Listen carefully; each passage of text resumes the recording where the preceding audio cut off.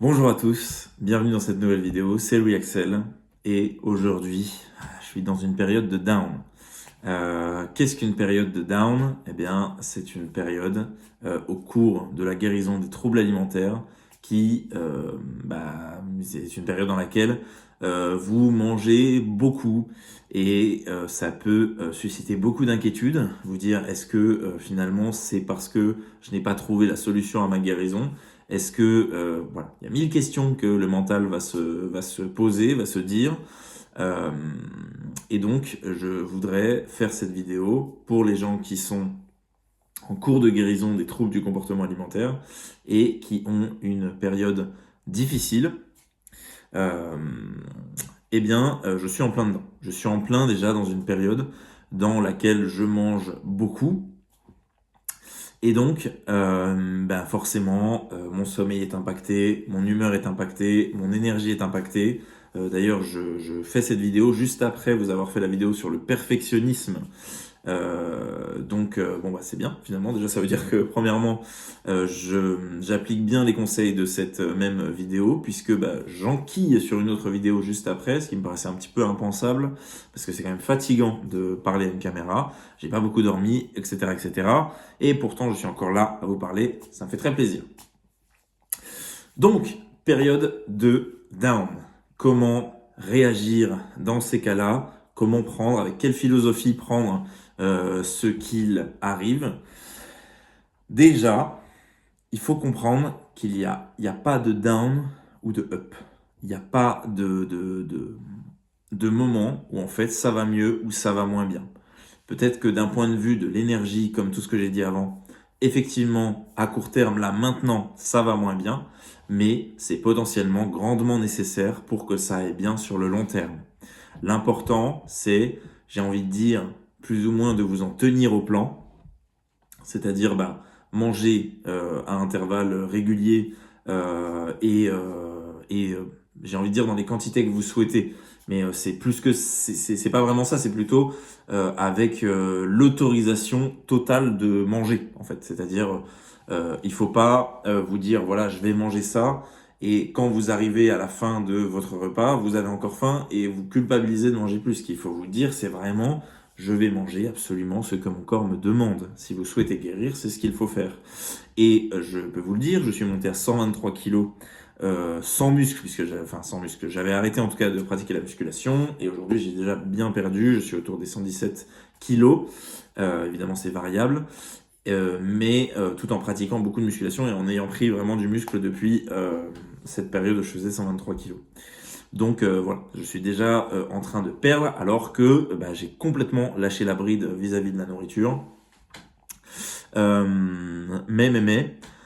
Parfois, il peut arriver qu'on prenne tout de même, en tout cas c'est encore ce qui m'arrive, un certain plaisir à manger un peu moins à certaines périodes puisque le corps semble pouvoir s'adapter, même si on sent qu'on a un petit peu faim, on sent que voilà, mais on a un petit kiff, on a une petite source de dopamine qui se génère du fait de manger un peu moins. Donc parfois on n'écoute pas tout à fait notre corps, même s'il n'y a pas d'injonction, si vous voulez, à l'écoute du corps.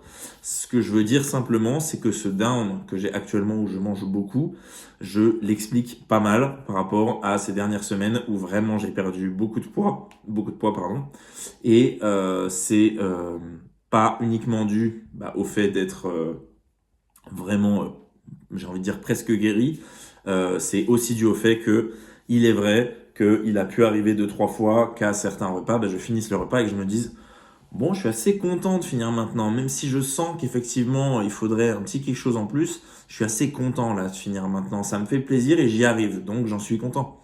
Et il n'y a pas de mal à ça. Simplement, n'oubliez pas que vous êtes en guérison de troubles alimentaires. N'oubliez pas que ce n'est pas le moment d'être performant. Très loin de là. Effectivement, pour quelqu'un de sain qui n'a jamais eu de TCA, il est même plutôt conseillé de s'arrêter avant d'être à pleine satiété. Simplement, pour l'instant, vous n'êtes pas remis. Et je me suis imposé des choses tellement violentes, des jeûnes tellement violents en permanence, qui d'ailleurs, eux aussi, génèrent beaucoup de dopamine. C'est un peu la même logique, en fait. Donc finalement, en fait, il faut aussi manger de sorte à... Le but de la guérison des TCA, c'est d'arrêter d'avoir des craquages. Mais si on tombe, encore une fois, si on retombe dans une forme un petit peu où on a quand même derrière la tête le but de pas trop manger, de pas beaucoup manger, ben, on ralentit, entre guillemets, le processus. Mais ce que je veux vous dire, c'est qu'il n'y a pas d'erreur. Ce processus, c'est un processus de désapprentissage de toutes les croyances que vous vous êtes infligées malgré que votre intérieur sentait que c'était pas une bonne idée et même votre intérieur a clairement souffert de ces croyances fausses sur la nutrition. Par exemple, une de mes croyances c'était qu'il fallait manger un repas par jour, mais il y a bien des croyances dans le domaine de la nutrition qui sont erronées. Et donc, ben voilà, vous avez cru à ces croyances et vous êtes tombé dans des troubles du comportement alimentaire. C'est beaucoup plus compliqué que ça, mais je le simplifie à mort pour que ce soit très clair pour vous. Et donc, vous arrivez dans, vous avez cherché à guérir. Donc, le but, ce n'est pas de commencer à essayer de d'essayer de refaire un effort, quel qu'il soit vis-à-vis de la nourriture. Faut manger comme ça vient, comme vous avez envie. Même si, je pense, et personnellement, ça m'a beaucoup aidé, manger à intervalles réguliers, manger par exemple quand je me lève de manière entre guillemets obligatoire. Ça m'a permis aussi de me rendre compte que j'aimais manger le matin. Et j'aime manger le matin parce que ça me nourrit pour la journée, parce que je vois bien que mon corps digère beaucoup mieux quand je mange le matin, que c'est beaucoup mieux. Pour plein de raisons, je suis comme ça, ce n'est peut-être pas votre cas, à vous d'expérimenter. Et encore une fois, si vous avez une période d'expérimentation dans laquelle vous décidez de ne pas manger le matin et que ça ne marche pas, vous n'avez pas perdu du temps. Vous n'avez pas... c'est tout simplement vous itérez. Et ensuite, vous verrez, vous gardez ce qui convient le mieux à votre corps, ce qui vous fait le plus de bien.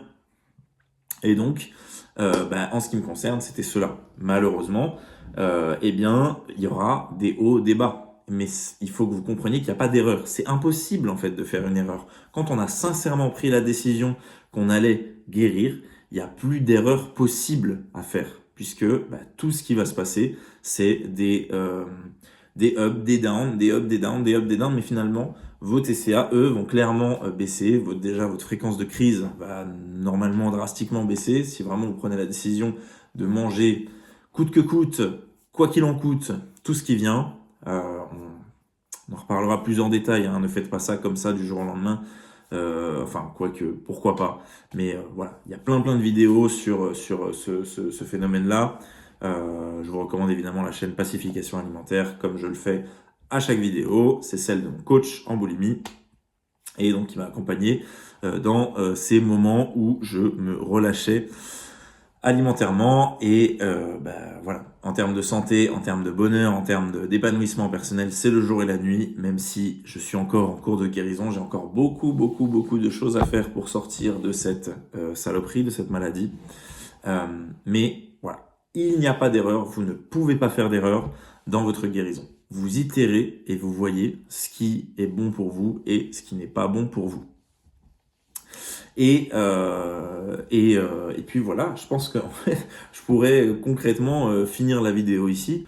Comprenez aussi de manière vraiment drastique et sans concession que votre corps actuellement n'est pas le même que quelqu'un qui a un fonctionnement normal, qui a toujours eu un fonctionnement normal avec la nourriture.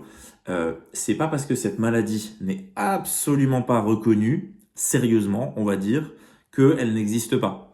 On estime aujourd'hui que 10%, il me semble que j'essaierai de rechercher la stat, peut-être même que je vous mettrai l'étude en description, qui sait, mais on estime aujourd'hui le nombre de personnes qui ont des troubles du comportement alimentaire à 10% en France. Je ne sais pas si vous imaginez une personne sur 10 que ça représente. Et je peux vous dire que désormais j'ai beaucoup de recul sur cette maladie. Je commence un petit peu dans le discours de chacun à voir les personnes qui vont potentiellement avoir des troubles du comportement alimentaire ou qui ont des troubles du comportement alimentaire. Et je peux vous dire que le 10% en fait me choque pas du tout. Et puis encore une fois, c'est pas binaire, c'est pas soit on a des TCA, soit on n'en a pas. Des gens qui en ont des petits, des gens qui en ont des plus gros. C'est un peu comme tout. Mais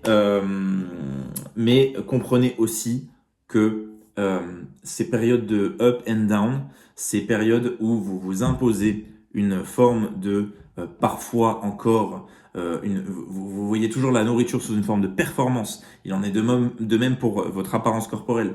Vous souhaitez toujours être performant et ça génère chez vous de la dopamine. Comprenez que c'est que vous n'avez pas encore trouvé un épanouissement profond. Et c'est que vous avez encore potentiellement à faire des choix difficiles. Il y a peut-être encore des choses qui s'agitent en vous, des choses qui doivent être traitées, des choix courageux à faire. Ça peut être des choix relationnels, ça peut être des choix professionnels, ça peut être toutes sortes de choix. De toute façon, je me mets une claque avec le cordon de mon pull. De toute façon, ça ne concerne que vous et vous êtes les plus à même de connaître ces choix, de savoir quels sont ces choix via votre intuition et en dépit de tout ce que peut dire votre mental et de tout ce que vous avez l'impression que ça aura comme impact négatif d'un point de vue logique. Peut-être que vous n'êtes pas du tout épanoui au travail malgré que vous gagnez très bien votre vie. Eh bien pourtant, sachez une chose, la vie on en a rien à foutre de vos possessions. C'est pas pour ça qu'elle veut vous accorder le bonheur. Elle s'en fiche de savoir si vous gagnez 2, 3, 4, 5, 10 millions d'euros par mois. Elle s'en fiche absolument. Donc, encore une fois, je vais encore faire un petit écho à ça, mais la foi là-dedans a, pour moi, eu une place prépondérante. La foi m'a aidé à faire des choix difficiles, puisque, la foi te dit que tu auras la vie éternelle, même si déjà la foi c'est pas binaire, c'est pas soit j'y crois pas. Ce que je veux dire par là, c'est que effectivement, je sens une récompense. J'ai pas forcément besoin de schématiser tout ça, vie éternelle, etc. Je sens juste une récompense quand je fais des choses bien, quand je fais des choses moins bien. Et c'est la foi qui te donne ça, la foi en Dieu.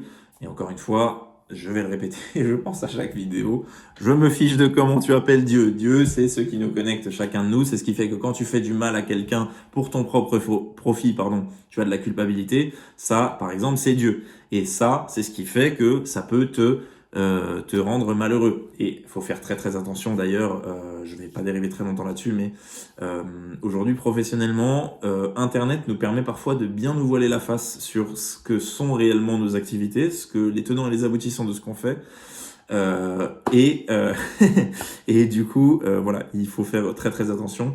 Parce que on peut très vite faire quelque chose qui n'est pas vraiment finalement aligné avec nous-mêmes, mais en fait avec Internet on n'a pas forcément tous les tenants et les aboutissants.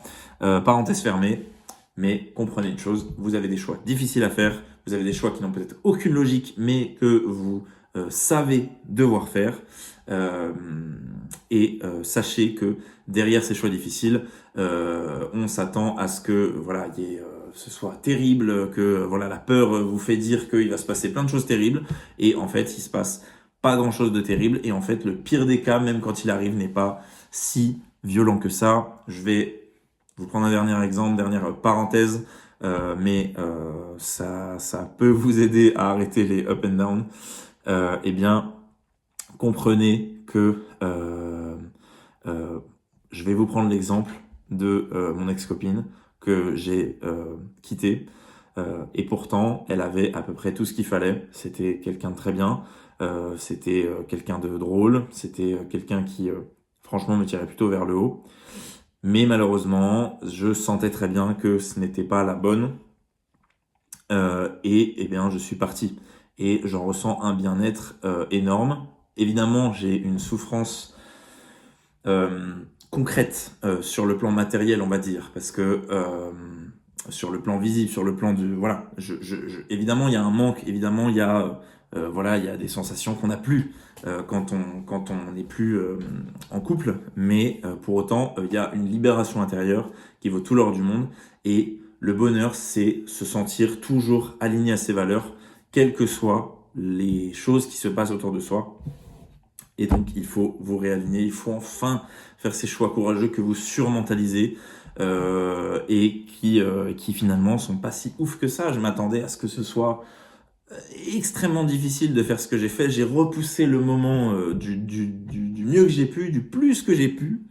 Mais malheureusement, tôt ou tard, et un jour, ça a craqué. Et au final, après que j'ai annoncé cela à ma copine, Ça n'a pas toujours été très simple. Je vais pas vous dire que j'ai réussi à rompre de manière nette, sèche, comme ça. Mais en tout cas, voilà, aujourd'hui c'est terminé, c'est terminé. Et je m'en porte beaucoup mieux. Et encore une fois, c'est absolument indépendant d'elle. Mais voilà, ça va beaucoup mieux.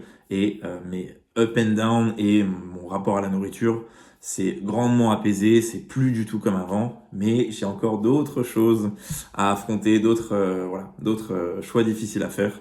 Et voilà, ne restez pas dans cet état. C'est l'enfer en fait.